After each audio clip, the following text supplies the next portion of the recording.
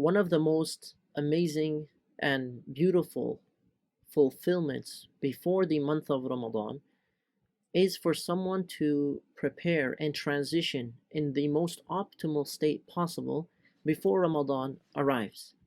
Now, during the month of Ramadan, generally, we all have very similar goals and objectives. Some of these goals are very general, some are specific, some are very broad in that they do not address what exactly you're going to do to reach those objectives. For example, if someone says, I want to become a better Muslim during Ramadan, I want to become more spiritual during Ramadan, what does that entail? What are you going to do in particular to reach that point? But more importantly, when we revisit or discuss the objective of Ramadan, which is to gain taqwa, God consciousness, and this God consciousness, this taqwa should change everything in our lives. It is a light that is internal and external. It will affect everyone you interact with. It should and will make you, inshallah, someone who is a light in society. So the more taqwa that you gain and the more you incorporate and implement that taqwa in your life, the more you will taste the sweetness of Ramadan.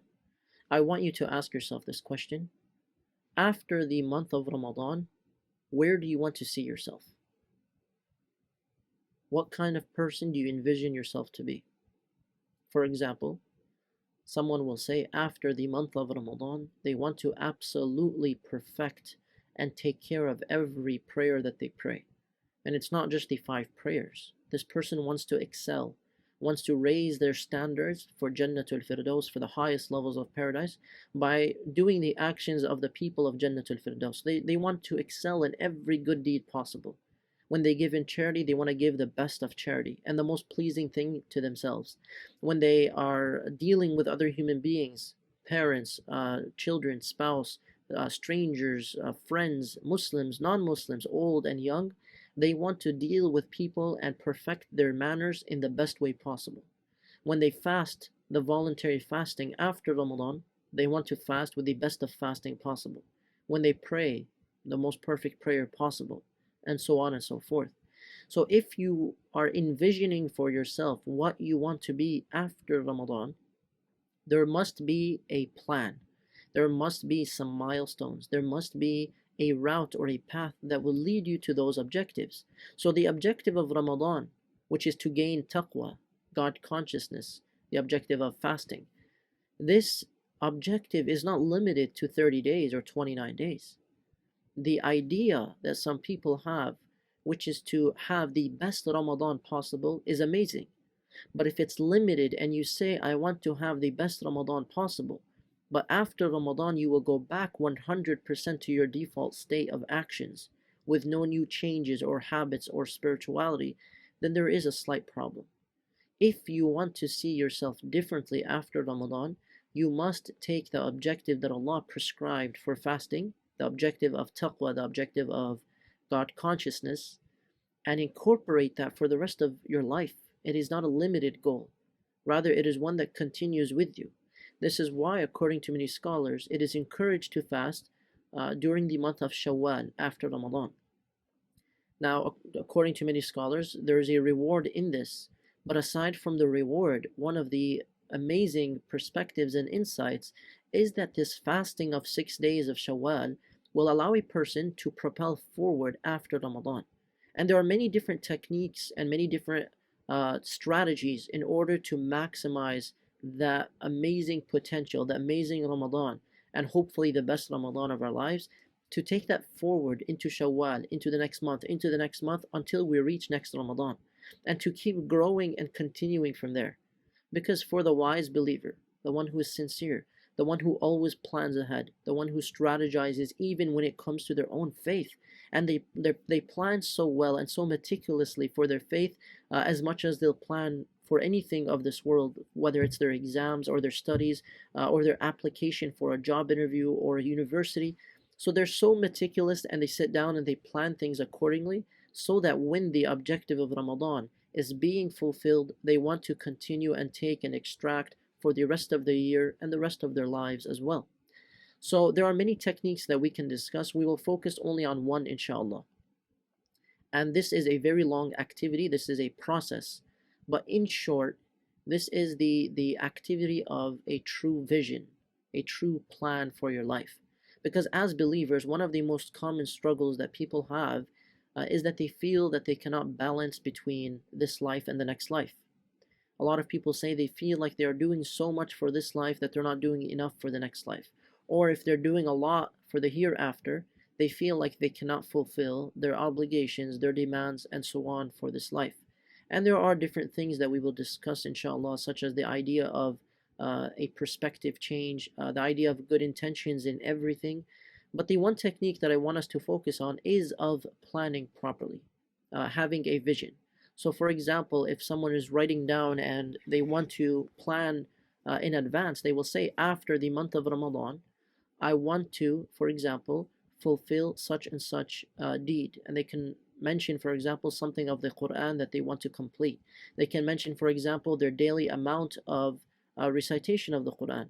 They want to mention, for example, that they will perfect the five prayers because they are a basic and essential and rudimentary part of Islam, but they also want to add to it something else.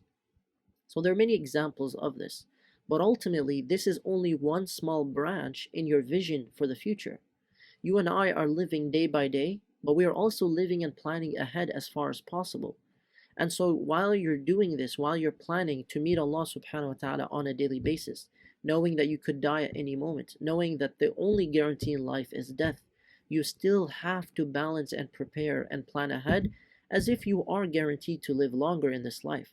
So you don't just give up on your studies, on your future, on your investments, on your family, but these things should not distract you in your heart, meaning in your intentions, nor in your rituals physically, from your hereafter. This is where the balance comes in. So, for example, you will say that in 1 year, from one Ramadan to the next, you want to perfect, the only thing you want to perfect is that you want to pray Qiyamul Layl every single night, 2 rak'ahs before Fajr prayer. So you might pray them actually before you sleep, you might pray them before you Fajr prayer, but ultimately this is your objective in regards to prayer. But where does prayer come in your vision? Prayer is a small part of spirituality, and spirituality is one branch of your vision. Your vision, if you're doing this activity properly, is that you are writing down what is my goal for 1 year, 5 years, 7, 10, 20, 30, 40 years, depending on how old you are. And for every single year, you have all of these branches of faith. You have the branch of your health. Where do you want to see your health in 1 year? You have the branch of knowledge. What do you want to learn within 1 year? How many books do you want to read? How much knowledge do you want to gain? And you don't have to be a scholar or needing to be a scholar for you to be reading constantly or learning constantly. Rather, it opens up avenues. Where do you want to be with your family, in your relationships? Where do you want to be in your finances or your wealth, your investments, and so on and so forth?